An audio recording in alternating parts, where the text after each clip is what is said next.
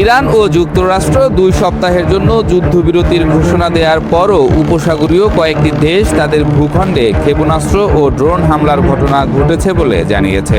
সংযুক্ত আরব আমিরাত, কুয়েত ও বাহরাইনে সামরিক কার্যক্রম তৎক্ষণাৎ সক্রিয় হয়েছে। সংযুক্ত আরব আমিরাত জানিয়েছে তাদের আকাশ প্রতিরক্ষা ব্যবস্থা ইরান থেকে আসা ক্ষেপণাস্ত্র ও ড্রোন মোকাবিলায় সক্রিয়। দেশটির প্রতিরক্ষা মন্ত্রণালয় এক বিবৃতিতে জানিয়েছে, বিভিন্ন এলাকায় যে বিস্ফোরণের শব্দ শোনা গেছে তা আকাশ প্রতিরক্ষা ব্যবস্থার মাধ্যমে ড্রোন প্রতিরোধ করার কারণ হয়েছে। কুয়েতও জানিয়েছে তাদের বিমান প্রতিরক্ষা ব্যবস্থা সকাল 8টা থেকে ইরানি ড্রোনের একটি ঢেউকে আটকাচ্ছে। কুয়েতের সেনাবাহিনী জানায়, কিছু ড্রোন গুরুত্বপূর্ণ তেলক্ষেত্র, বিদ্যুৎ কেন্দ্র এবং পানি সরবরাহ ও বিশুদ্ধীকরণ প্ল্যান্টকে লক্ষ্য করেছে, যা বেসামরিক ও অবকাঠামোগত ক্ষতি করেছে। বাহরাইনেও ইরান হামলা চালিয়েছে বলে খবর প্রকাশ করেছে বিভিন্ন আন্তর্জাতিক গণমাধ্যম, যাতে 2 জন আহত হয়েছেন বলে জানা যায়।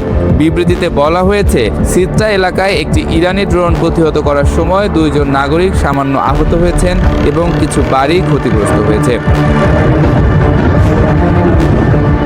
সঙ্গে সঙ্গে এএফপি জানিয়েছে, বাহরাইনের রাজধানী মানামায় সকালে বিস্ফোরণের শব্দ শোনা গেছে। সিত্রা দ্বীপের একটি এলাকায় ধোঁয়া উঠতে দেখা গেছে, যেখানে দেশটির প্রধান শক্তি অবকাঠামো রয়েছে।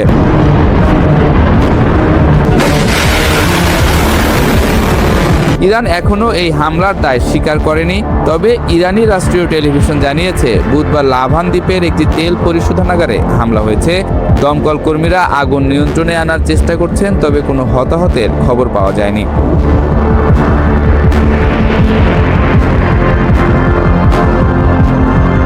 যুক্তরাষ্ট্র ও ইরান যুদ্ধবিরতির উপর সম্মতি জানিয়েছে, ট্রাম্পের ইরানকে পুরোপুরি ধ্বংস করার সময়সীমা শেষ হওয়ার আগেই।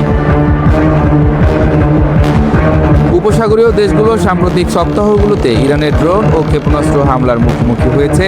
ইরান তাদের লক্ষ্যবস্তুতে আঘাত চালিয়েছে এবং যুদ্ধবিরতি চলাকালীন সময়ে ইরান আবারও হরমুজ প্রণালী বন্ধ ঘোষণা করেছে।